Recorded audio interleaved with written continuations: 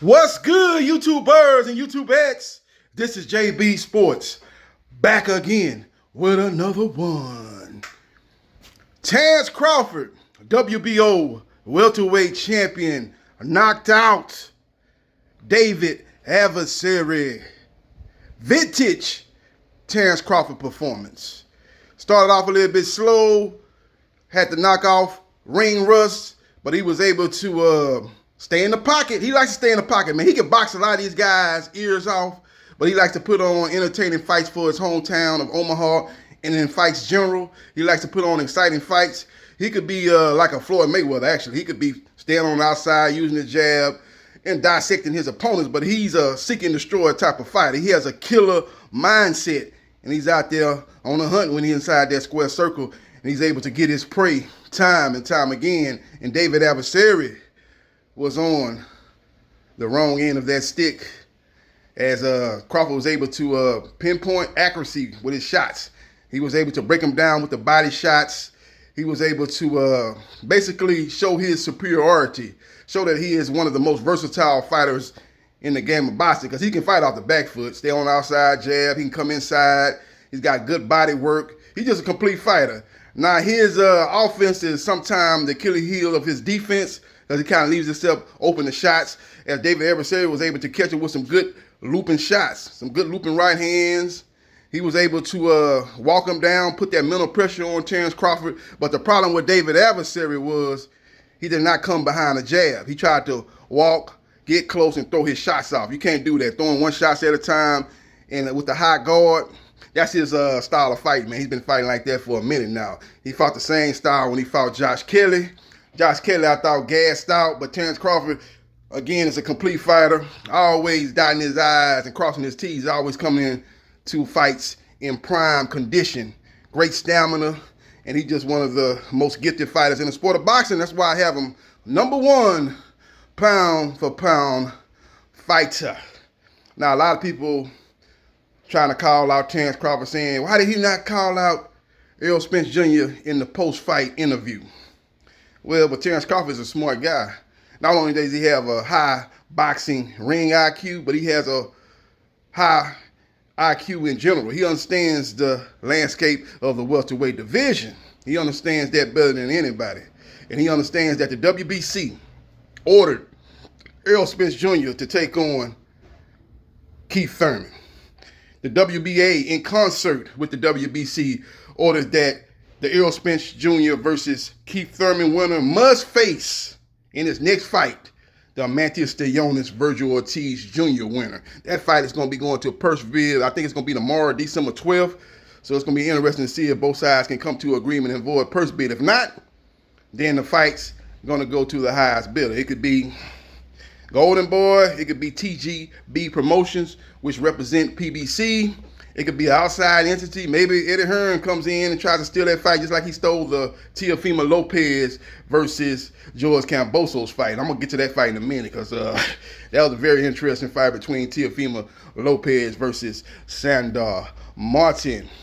But what all that's being said, though, the bottom line is Terrence Crawford versus Errol Spence Jr., if it does happen next, it won't be for undisputed. That's just the bottom line. Keith One-Time Thurman is sitting in the catbird seat. That's why I've been watching him. He's been releasing a lot of training videos, training footage. He's getting ready for his upcoming fight. And he knows that either he's fighting Errol Spence Jr. for the WBC belt, or he's fighting for the vacant WBC belt.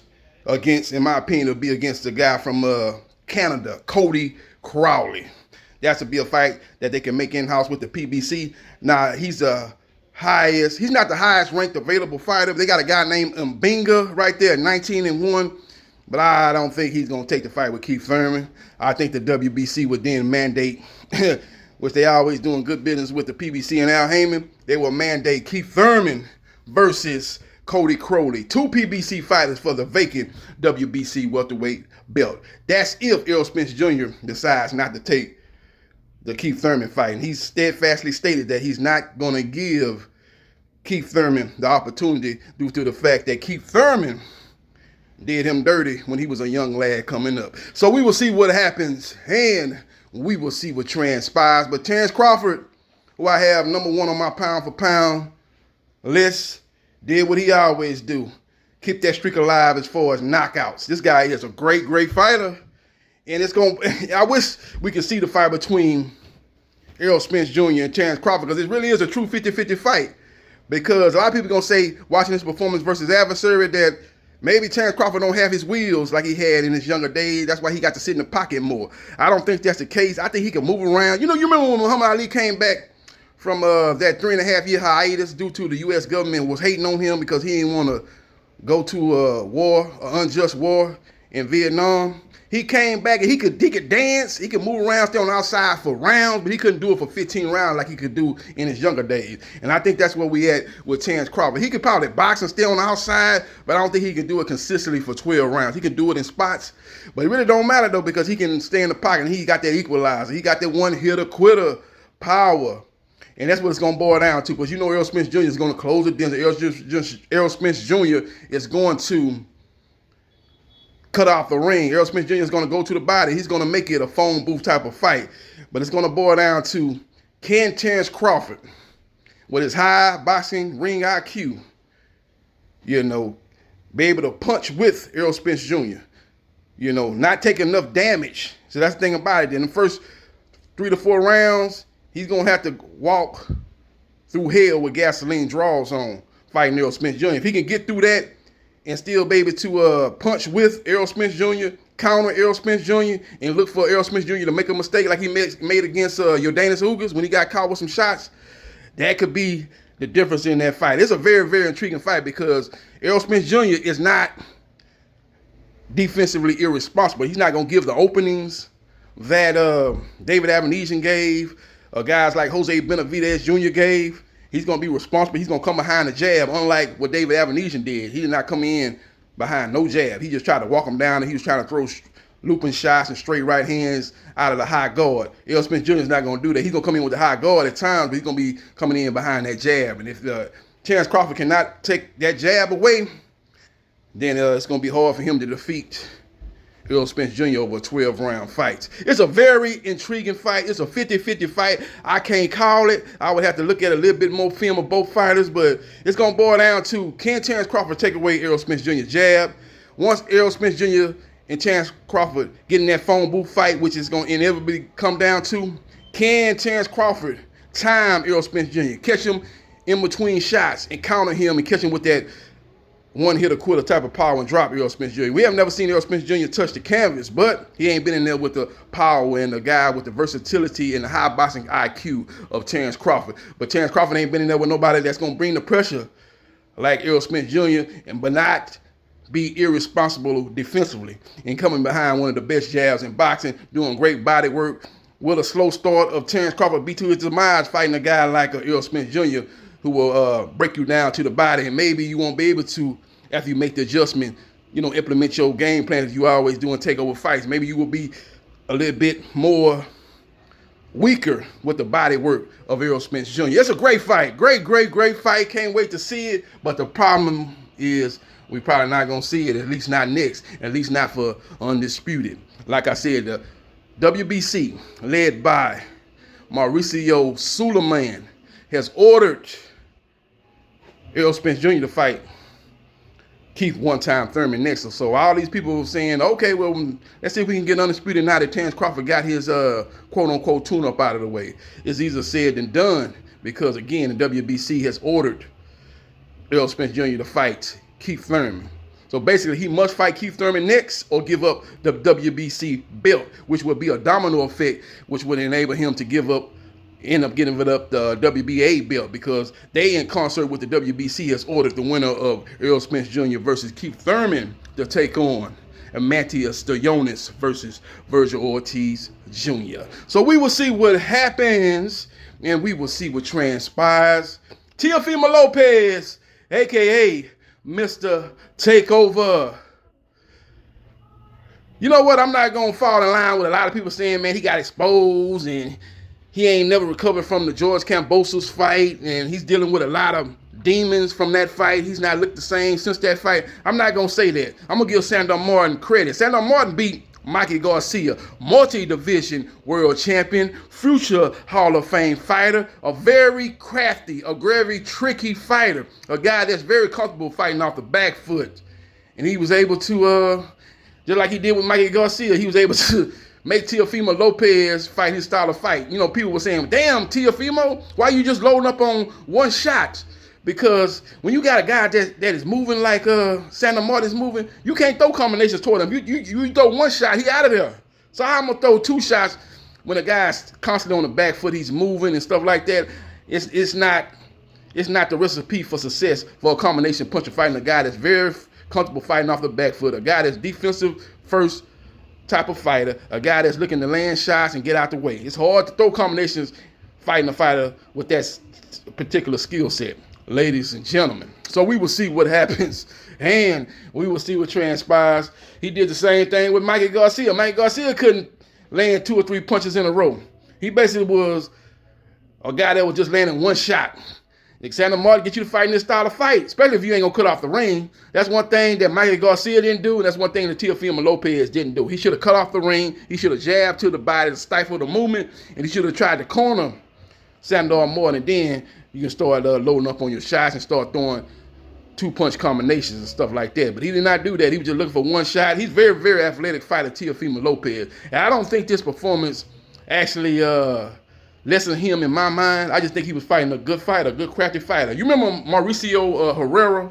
He was a guy that made Danny Garcia not look good. He's a guy that was a very tricky, very crafty fighter. And Sandor Martin is out of that same mindset. But even with comparing him to Mauricio Herrera will fight a little bit. Sandor Martin ain't trying to engage at all, man. He's trying to one shot, get out the way, one shot, get out the way, fight off the back foot, move around the ring. Don't let as soon as his opponents try to commit, he's out of there, stuff like that. And if you don't cut off the ring, he's going to frustrate you, and he's going to get you to fight his style of fight, and he's going to say he beat you at the end of the day. You know, and Sandor Martin ain't got nobody to blame but himself. You know you fighting a guy that's the A side. He's the house fighter. He's a guy that got a multi-fight deal with Top Rank Boxing. He's a guy that's looking to fight other big names in the junior welterweight divisions, i.e. Josh Taylor and Regis Prograis.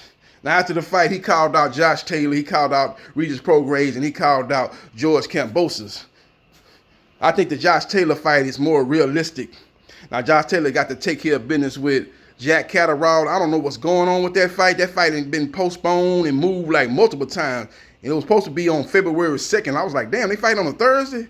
That's what ESPN.com had on their boxing schedule. I was like, what the hell? They fight on a Thursday? You know what I'm saying? That's not even a holiday. You fight on a Thursday.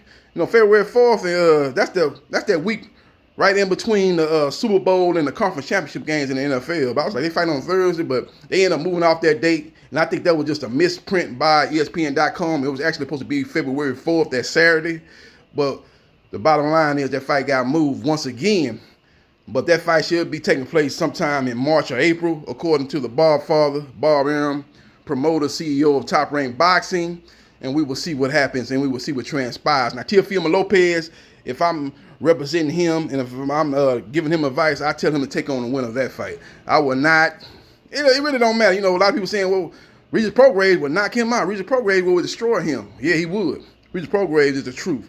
That guy got power in both hands, very versatile fighter, great upper body movement. He's a guy that's very strong for 140 pounds. He's a big junior welterweight, a very physical fighter, a guy that knows how to fight on the inside, a guy that knows how to fight on the outside, a guy that is a very strong fighter. Now, he does get touched up a little bit, and that might hurt him if he fight a more offensive, versatile fighter. That could be his demise, kind of like it was in that first Josh Taylor fight. But he's a guy that's the truth, and he's a guy that's one of the best guys, one of the best fighters at 140 pounds. But his first order of business is to take on Jose Ramirez, who has first dibs on the WBC junior welterweight belt. Once he takes care of business with that, then he could take on Teofimo Lopez if, and that's a big if he's successful versus Josh Taylor or Jack Catterall. If Jack Catterall gets the win, that could be another fight that they can line up. So we will see what happens, and we can see what transpires. Follow me on Facebook, Gerard.Briscoe.3551. like, share, and subscribe to JB Sports. The man, the myth, the legend. And I holla. Before I holla, hold on. Before I holla, Terrence Crawford, I think his next fight either will be moving up to 154. He's not going to get the Jermell Charlo fight next. Even if he go up to 154. Jermell Charlo will drop that WBO belt if he's mandated to fight Terrence Crawford, because he's got fights lined up with Tim Tszyu in January 28th. That's on Showtime. And I think they're setting the stage for him to take on Sebastian Fundora, who's supposed to be fighting on the undercard of Errol Spence Jr. fight, which is supposed to take place February 4th. Now, Errol Spence Jr. has a decision to make. Right now, he ain't feeling it about talking about fighting Keith one-time Thurman. If he doesn't fight Thurman, he must give up the WBC and WBA welterweight belts. And if he does fight Terrence Crawford after that, it won't be for Undisputed. And I find it hard to believe that the WBC didn't want to put up no upfront money for Undisputed involving Errol Spence Jr. versus Terrence Crawford. You mean to tell me that they're going to put up some upfront money for unification with one belt by Terrence Crawford, which is the WBO, and one belt by Errol Spence Jr., which is the IBF? You mean to tell me they're going to put up money for that? They ain't put up money for the Undisputed? I don't see it happen. That's what I'm saying. For all you people out here saying that Undisputed is just next on the line, but with Errol Spence Jr. versus Terrence Crawford, it's not happening. Don't see it. You got to understand that the WBC ordered Errol Spence Jr. to take on Keith Thurman. If he don't take up on Keith Thurman next, he will be stripped of the WBC. Keith Thurman will fight for the vacant WBC belt, and I think it'll be against Canadian's own Cody Crowley, 2 PBC fighters. And then the WBA will strip Errol Spence Jr., and they will elevate the winner of Amanteus Stellonis versus Virgil Ortiz as the full WBA welterweight champion. So we will see what happens, and we will see what transpires. That will leave Terrence Crawford either going up to 154, get a fight in, hoping maybe fighting for the vacant WBO belt at 154 against the highest ranked opponent in the WBO. I got to look at the rankings. I don't know who is the highest ranked opponent in the WBO, but if Jermell Charlo decides to drop their belt and fight Sebastian Fundora, who's his WBC mandatory, then Terrence Crawford will fight for the WBO. Then he'll be in the same position he was in at 147. He has one of the belts. Jermell Charlo has the 3 other belts. And he'll just have to hope that Jermell Charlo will be able to go to the PBC and say, hey, let's make the fight happen. But if you fight Jermell Charlo, you know, that's a pay-per-view fight. But if the PBC didn't want to put up upfront money for you to take on Jermell Charlo, they're not going to put up upfront money for you to take on Errol Spence Jr., who's a bigger name in the sport of boxing than Jermell Charlo. So we will see what happens, and we will see what transpires. Or Terrence Crawford could stay at 147, and the highest ranked available opponent will be Alexis Rocha. Because right now in the WBO, you got #1 contender Virgil Ortiz, who has petitioned the WBA to take on Amanteus Stellonis. So that's out the question. The #2 ranked in the WBO is Jaron Boots Ennis. He's got a fight lined up with in the IBF versus Karen. That fight's going to be the co-feature for the Gervonta Tank Davis versus Hector Luis Ortiz Showtime pay-per-view January 7th. So he's going the IBF route. Now, Jerome Boots Ennis has done several interviews saying that Terrence Crawford and his team didn't call him. He would have took the fight. How they do is call him. He don't understand why Terrence Crawford took on David Adversary. And I don't know if that's the case. It probably is right. He probably would have took the fight if they would have called him. But the bottom line is, your team has moved you down the IBF route. You finna take on Karen. That's for the interim IBF or welterweight title. So it seems to me that you're gonna be looking at taking on the IBF champion, whether it's Errol Spence Jr. or if he moves up, you're gonna fight for the vacant IBF or welterweight title. So you're going into a different direction than what you claim you said you want. That is Terrence Crawford for the WBO welterweight title. So we will see what happens, and we will see what transpires. All guys know in the welterweight division that the money fight is Errol Spence Jr. A risky fight, fighting one of the best fighters in boxing, Terrence Crawford, and you ain't gonna get the bag that you would get if you fighting Errol Spence Jr., say in Cowboy Stadium. A lot of people that advise those type of fighters was go to in the direction of Errol Spence Jr., who is the money man in 147 pounds. And that's what Team Virgil Ortiz has done, going the WBA route, and that's what Team Jerome Boots Ennis has going the IBF route. So we will see what happens, and we will see what transpires. Follow me on Facebook, Gerard.Briscoe.3551. Like, share, and subscribe to JB Sports, the man, the myth, the legend, and I holla.